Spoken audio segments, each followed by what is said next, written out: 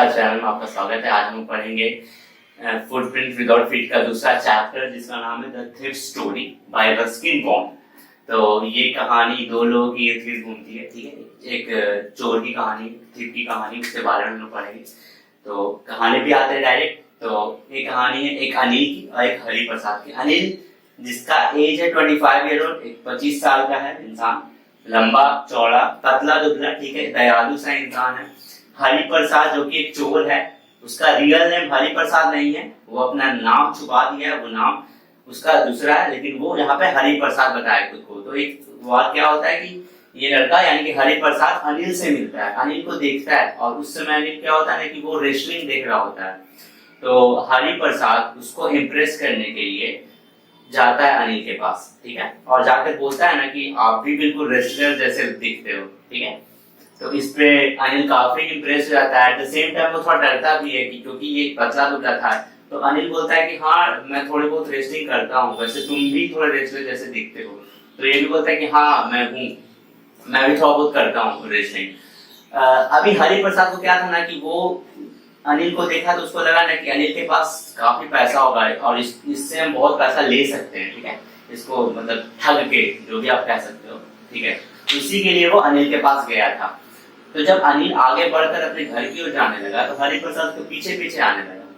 तो जब पीछे पीछे आने लगा तो अनिल पूछा कि क्या हुआ।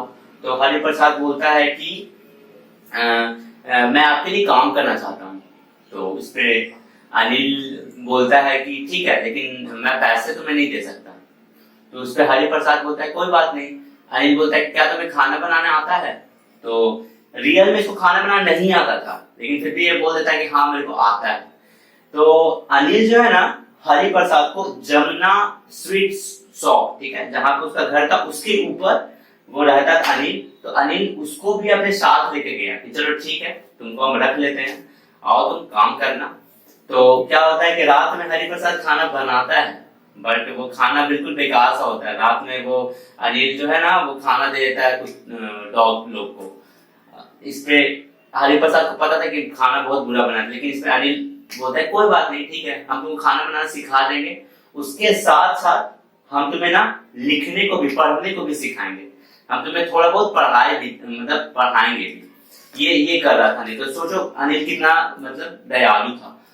तो ठीक है, बस तुम्हें खाना बनाना है, मैं तुम्हें पढ़ने के नाम लिखने के लिए सिखाऊंगा, ठीक है, मैं तुम्हें पूरा सेंटेंस लिखने के लिए सिखाऊंगा कि एक सेंटेंस पूरा कैसे लिखते हैं, और नंबर जोड़ने के लिए सिखाऊंगा, जिससे तुम बहुत पैसे आगे चल के कमा सको। तो बेसिकली वो पूरा हेल्प करने लगा हरि प्रसाद का। लेकिन असल में तो हरि प्रसाद चोर था, ये तो मैंने पहले भी बताया। असल में वो अनिल को क्या करना चाहता था कि भाई वो जो भी पैसा है उसके बाद उसको लेना चाहता था। अनिल हरि प्रसाद पहले भी ऐसा काम बहुत कर चुका था, मतलब बहुत लोगों से वो ठगा था, तो वो काम इसके साथ भी कर रहा था। लेकिन यहाँ पे अनिल क्या कर रहा था, उसे कुछ सिखाने की कोशिश कर रहा था, चाह रहा था कि अगर हम पैसे नहीं दे सकते तो अगर हम इसे कुछ काम कराएंगे तो उसको हम कुछ सिखाएंगे भी। तो ये अनिल का मेनली फोकस था। अभी हरि प्रसाद क्या करता था, सुबह में वो चाय बेचता था और कुछ पैसे कमाता था, 1 रुपया प्रतिदिन, और इससे अनिल को कोई प्रॉब्लम नहीं था, ठीक है, अनिल को किसी भी तरह का कोई प्रॉब्लम नहीं था, वो सिखाता था।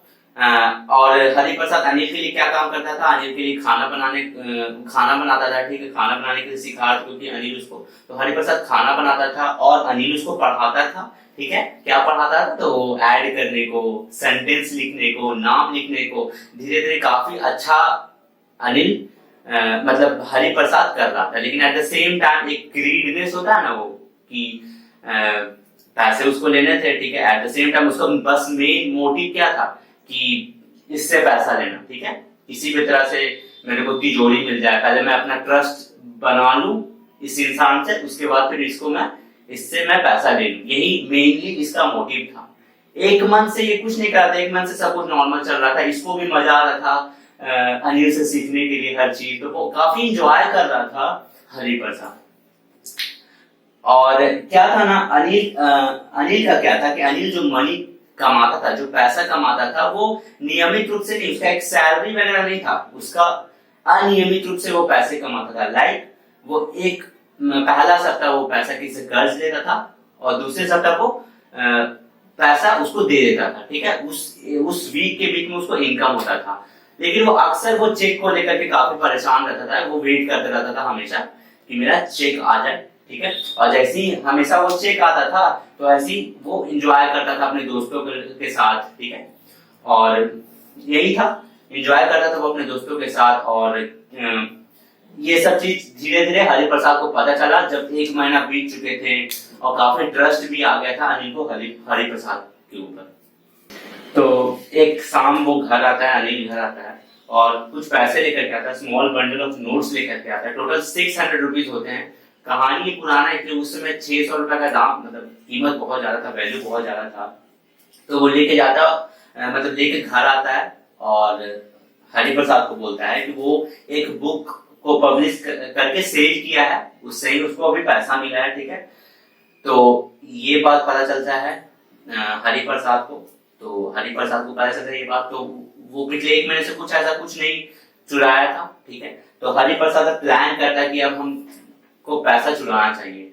लेकिन वो अंदर ही अंदर सोच रहा था ना कि एक ग्रीडी इंसान को ना का पैसा चुराने में मजा आता है। तो अनिल जो है वो एक दिन शाम में पैसे लेकर के अपने घर आता है और घर आता है और वो बोलता है कि वो एक पब्लिशर को बुक बेच करके आया है जिससे उसको कुछ पैसे मिले। अभी हरिप्रसाद के लिए अनिल का पैसा चुराना थोड़ा मुश्किल था। मुश्किल इसलिए था ना क्योंकि अनिल उस पर बहुत ज्यादा भरोसा करता था। लाइक अनिल उसको अपना चाबी दिए हुए रहता था कि वो जब मन चाहे तब आ सकता था। हरिप्रसाद ने अब तक कोई किसी भी तरह की चोरी नहीं की थी।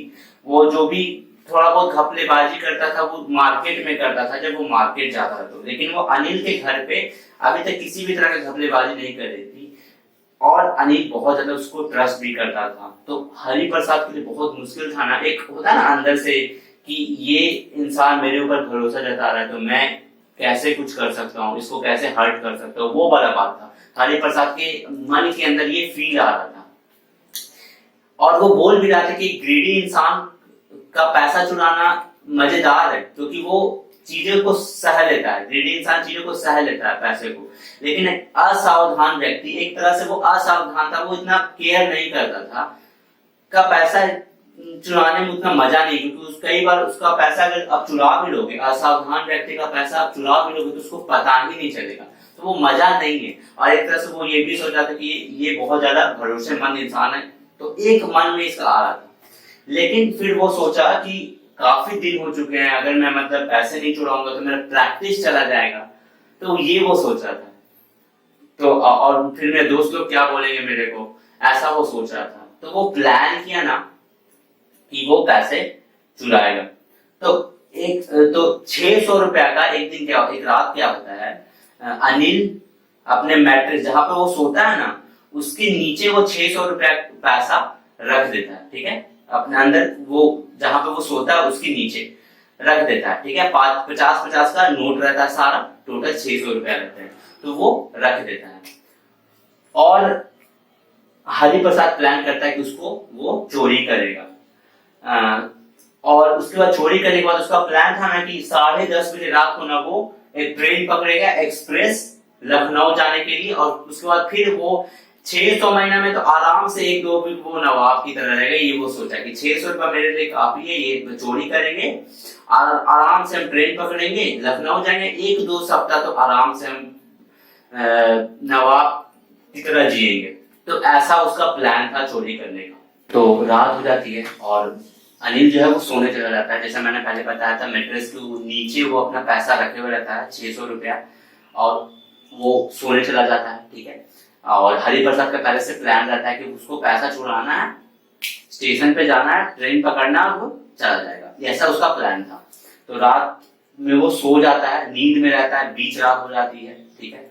तो उसी बीच अब हरिप्रसाद उठता है और उस उठते के साथ वो जाता है अनिल के पास, क्योंकि उसको पता था कि मैट्रेस के अंदर पैसा है। तो वो क्या करता है, वो अपने हाथ को स्लिड करता है, अपने हाथ को अंदर मैट्रेस के नीचे डालता है, ठीक है। और वो देखता है कि पैसा कहाँ है, और वो काफी मतलब अंदर से डरा हुआ है कि किसी भी तरह मेरे को पैसा जैसे मिलेगा हम भाग जाएंगे। बहुत ज्यादा डरा हुआ है, क्योंकि कोई भी डरेगा, तो वो काफी डरा हुआ था। लेकिन वो खोज रहा था ऐसे, ठीक है, मैट्रेस के अंदर। और उसी बीच अनिल जो है वो नींद में था। लेकिन उस मिनट में क्या होता है कि अनिल अपना करवट बदलता है। तो हरिप्रसाद और भी ज्यादा डर जाता है, लेकिन उसी बीच उसको पैसा मिल जाता है। अब जैसे ही उसको पैसा मिलता है वो पैसा लेता है और फटाक से एकदम मतलब भाग जाता है और निकल जाता है रोड की ओर जाता है। वो पैसा अपना गिन रहा है कि कितना है, 600 रुपया गिन रहा है। चलो एक सप्ताह के लिए तो मैं आराम से रहूंगा ठाट से। वो पूरा दौड़ते दौड़ते जाता है और स्टेशन के पास पहुंच जाता है। अभी स्टेशन के पास पहुंचता है, उसको पता रहता है कि लखनऊ का ट्रेन है 10:30 बजे, लेकिन वो टिकट नहीं लेता। वो कभी टिकट नहीं लिया, ठीक है। तो वो सोचा कि टिकट क्यों लेंगे, तो टिकट नहीं लिया वो। लेकिन वो जैसा ही ट्रेन के पास पहुंचता है ना, पता नहीं वो उसको क्या एक फील आता है, वो ट्रेन पे नहीं चढ़ पाता है और ट्रेन उसी बीच खुल जाती है। अब जब ट्रेन खुल जाती है, हरिप्रसाद उस स्टेशन पे खड़ा है और वो पता नहीं उसके मन में फिर क्या चल रहा है, एक हेजिटेंस उसके मन के अंदर आने लगता है। अभी वहां पे वो खुद को बहुत अकेला फील कर रहा था, ठीक है, क्योंकि उसका कोई दोस्त नहीं था उस शहर में, ठीक है। किसी को वो जानता नहीं था एक्सेप्ट अनिल, जिसका वो पैसा चुराया था।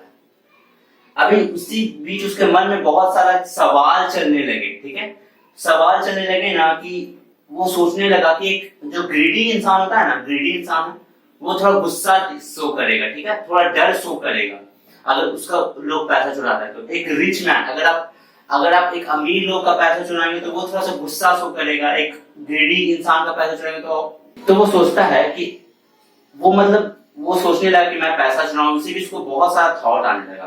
तो अब तक वो जितना पैसा चुराया था उसमें वो सोचा कि हम जितना भी आज तक पैसा चुराए, जब हम एक लालची इंसान का पैसा चुराते हैं तो वो थोड़ा सा डर शो करता है अपने अंदर, ठीक है।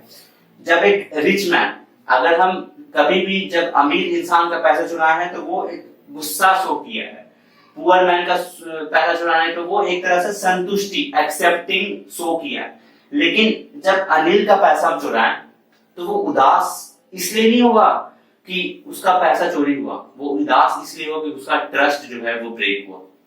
ये वो सोचने लगा, उसके मन में आने लगा ना कि शायद हम जो किए हैं वो गलत है।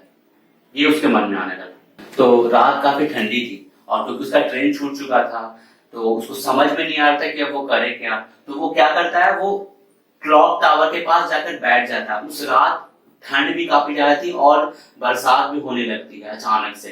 अभी बरसात जब होने लगती है तो उसका जो पैजामा पहना हुआ था, वो जो शर्ट पहना हुआ था, वो उसका शर्ट और पैजामा पूरा भीग जाता है, ठीक है। और उसका शर्ट पूरा चिपक जाता है उसके शरीर से और उसका पैसा भी भीग जाता है पूरा। उसी बीच अब उसको कुछ समझ में नहीं आ रहा था कि वो करे क्या। तो वो क्लॉक टावर, जिस बाजार में जाता था ना, वहां पे एक क्लॉक टावर था, उसके नीचे जाकर बैठ जाता है। और वो ठीक उस समय 2-3 बज रहे थे, मिडनाइट थी, ठीक है। लेकिन उस बीच वो बहुत कुछ सोच रहा था। वो सोच रहा था कि अगर हम अभी घर पे होते, मतलब अनिल के साथ होते, तो अगला दिन वो मेरे को शायद 2-3 रुपए देता सिनेमा जाने को। लेकिन अभी मेरे पास तो पूरा पैसा है ना, ठीक है। लेकिन फिर भी उसके मन में ये चल रहा था ना कि अगर हम, क्योंकि अनिल से वो क्या सीखा, सेंटेंस सीख रहा था, तो वो सोच रहा था ये भी बात कि अगर मैं सेंटेंस लिखना सीख जाता तो शायद मुझे चोरी करने का जरूरत नहीं पड़ता। जो आज हम चोरी कर रहे हैं 600 रुपया, शायद अगर हम सेंटेंस लिखना सीख जाते तो हम दिन का 100 रुपया कमाते हर दिन। तो शायद ये बहुत आसान है चोरी करना, चोरी करके पैसे निकालना, पर ये बहुत मुश्किल है एक इज्जत कमाना। वो उसके मन में आने लगा। वो उसके मन में एक रिग्रेट आने लगा जो वो चोरी किया, क्योंकि वो एक लॉयल पर्सन का पैसा चोरी किया था। तो बहुत सारा रिग्रेट उसके मन में आने लगा, ठीक है, कि बेटर यही है कि शायद हम घर लौट जाएं। लेकिन उसके लिए चीजें बहुत मुश्किल थी कि कैसे वो जाएगा, क्या करेगा, वो उसके लिए बहुत मुश्किल हो रहा था। लेकिन फिर भी वो डिसाइड किया देन कि वो घर जाएगा, मतलब अनिल के घर जाएगा और वापस से पैसा दे देगा। अगर जगा हुआ तो दे देगा, सोया हुआ तो वापस से रख देगा। तो ऐसा वो हरिप्रसाद प्लान किया, वो अनिल के घर गया। अभी अनिल के घर गया तो जैसा मैंने पहले भी बताया कि अनिल मैट्रेस के अंदर अपना पैसा छुपाए हुए, मतलब रखे हुए था। तो जब जाता है वो अनिल के पास और वो काफी भींगा हो रहता है, हरिप्रसाद काफी भींगा हो रहता है, ठीक है। एट द सेम टाइम वो काफी डरा हो रहता है और काफी रिग्रेट भी उसके अंदर रहता है। वो जब देखता है अनिल को तो वो सोचता है कि शायद मैंने बहुत बड़ी गलती कर दी थी कि मैं पैसा चुराया। तो वो वापस से मैट्रेस के नीचे वो अपना पैसा रख देता है, ठीक है, धीरे से, कि उसे पता नहीं चले। अभी जहां पे वो सोता है ना हरिप्रसाद, वहां पे वापस से जाकर वो सो जाता है। अगले दिन क्या होता है कि हरिप्रसाद जब सोया रहता है, अनिल उसको उठाता है, उठो, और उठा के उसको 60 रुपए देता है, ठीक है, और देता है और बोलता है ना कि लो, मुझे कुछ पैसे मिले थे, मैंने कुछ पैसे कमाए थे, लो तुम भी रख लो, ठीक है, और मैं अब तुम्हें डेली 10-10 रुपए दूंगा। लेकिन वो नोट भींगे हुए रहते हैं, क्योंकि वो नोट पिछले दिन वो क्या किया, तो पिछले रात वो नोट तो हरिप्रसाद के पास था और वो भींग गए थे, वो नोट भींगे हुए रहते हैं। हरिप्रसाद डरा हुआ रहता है, but at the same time वो सोचता है कि मैंने सही किया शायद कि मैं वापस से वो पैसा को रख दी। तो कहानी का एंड यही पे होता है, उससे रिग्रेट होता है कि शायद मैंने गलती की, और फिर वापस से वो सीखना चालू कर देता है। अनिल बोलता है कि चलो ठीक है, अब राइटिंग सीखते हैं, आज हम राइटिंग सीखेंगे, लिखना कैसे। तो यहीं पे कहानी का एंड होता है। फाइनली हरिप्रसाद जो कि चोर था, वो चोर नहीं रहता है।